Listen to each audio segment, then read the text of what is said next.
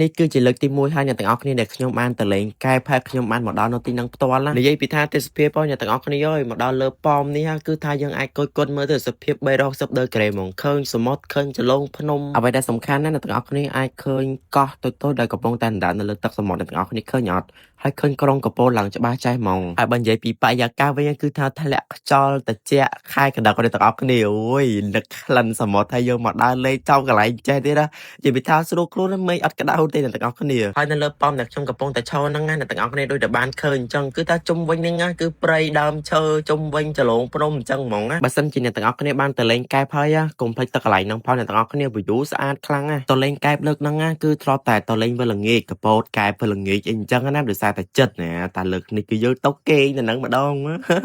ដោយសារតែនឹកក្លិនសមុទ្រផងហើយទីតាំងដែលខ្ញុំទៅលំហែហ្នឹងណាគឺនៅ Sunset Resort អ្នកទាំងអស់គ្នាអូយកន្លែងគេហ្នឹងគឺថាស្អាតណាស់អូយចាំមើលខ្ញុំថតឲ្យមើលសម្រាប់បន្ទប់គេងវិញគឺមានរហូតដល់2អ្នកទាំងអស់គ្នាមានជាន់លើមួយជាន់ក្រោមមួយហើយបន្ទប់ទឹកវិញក៏មាន2ដែរនៅលើមួយជាន់ក្រោមមួយដូចគ្នាហើយនៅខាងមុខហ្នឹងគឺគេមានកន្លែងអាំងសាច់គេមានតុអង្គុយញ៉ាំបាយហើយនៅខាងជាន់លើវិញអ្នកទាំងអស់គ្នានៅក្នុងបន្ទប់គេង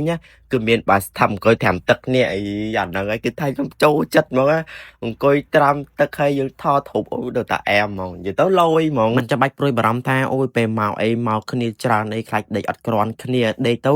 ខ្លាចស្ទើក្រេសើយអត់ទេអ្នកទាំងអស់គ្នាណានិយាយថាវិឡាហ្នឹងគឺមាន2ជាន់ហើយសម្រាប់បន្ទប់គេងមួយវិញគឺថាធំទលាយក្នុងមួយបន្ទប់គេងគឺមានក្រេដល់2ហើយជាក់ស្ដែងគឺយើងអាចគេងចន្លោះគ្នា8នាក់ទៅ16នាក់គ្នាច្រើនណាស់មកជាលក្ខណៈគ្រួសារជាធីមពួកម៉ាក់ teamwork ឯហ្នឹងគឺណាដឹងតែត្រូវហើយជាក់ស្ដែងនេះខ្ញុំទៅតែ5នាក់ឯនេះអញ្ចឹងទៅក្រេកេងគឺថាឡើងតលំតលាយល្បងល្វើយបងហើយនៅខាងមុខនៃវិឡាគឺមានទីធ្លាធំទលាយមានទីធ្លាក្មេងៗលេងទៀតណានេះដូចជា playground អីហ្នឹងហើយយើងមានអាងហាលទឹកទៀតអាងហាលទឹកហ្នឹងក៏ធំទលាយដែរហើយមួយទៀតដែលអ្នកទាំងអស់គ្នាតែងតែព្រួយបារម្ភពេលទៅគេងនៅ resort គឺរឿងយកម្ហូបចូលនឹងឯងនៅនេះជាក់ស្ដែងគឺអ្នកទាំងអស់គ្នាអាចយកម្ហូបចូលដោយ free គឺអត់មានឆាចស្វាឆាចអីទេដូចជាក់ស្ដែងពួកខ្ញុំនេះគឺទៅគ្នាតែ4 5នាក់ទេអ្នកទាំងអស់គ្នាប៉ុន្តែនិយាយពីថាម្ហូបអីហ្នឹងគឺថាយកមកញ៉ាំនិយាយពីថាបង្កើនបរិយាកាសឡើងសប្បាយនៅ resort ហ្មងណាគ្រឿងសមុទ្រដែលពួកខ្ញុំអាំងហ្នឹងគឺមានមឹកមានបកាហើយទិញមកពីផ្សារក្តាមដោយសារតែទីតាំងគឺអត់ឆ្ងាយពី resort អីណាហ្មងទេគ្នាតែ5នាក់និយាយពីថាម្ហូបវិញគឺថាបបោញ៉ាំមកមានទាំងសាច់គោអាំង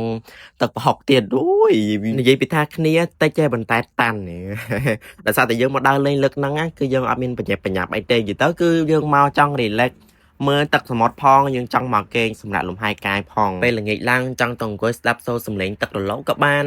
មើល sunset ពេលហើយចាំយើងត្រឡប់មក resort វិញជាពិសេសគឺនៅកន្លែងប៉មដែលខ្ញុំបានបង្ហាញពីដើមវីដេអូមើលឃើញទេសភាព360ដឺក្រេណាទាំងអស់គ្នា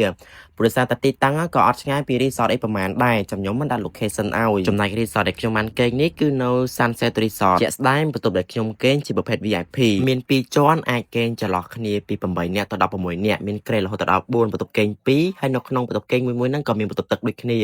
មានទូទឹកកកមានទូហើយមានរបស់ញ៉ាំដូចជាមីកំប៉ុងអីហ្នឹងចំពោះទីតាំងនៃ resort វិញគឺខ្ញុំនឹងដាក់ location ឲ្យដូចគ្នាសម្រាប់ព័ត៌មានលម្អិតវិញអ្នកទាំងអស់គ្នាអាចធ្វើការកក់មុនណាជាមួយនឹងលេខទូរស័ព្ទក៏ដូចជា link Telegram ដែលខ្ញុំបានដាក់នៅលើ caption អរគុណអ្នកទាំងអស់គ្នាជួបគ្នានៅវីដេអូក្រោយទៀតបាយបាយ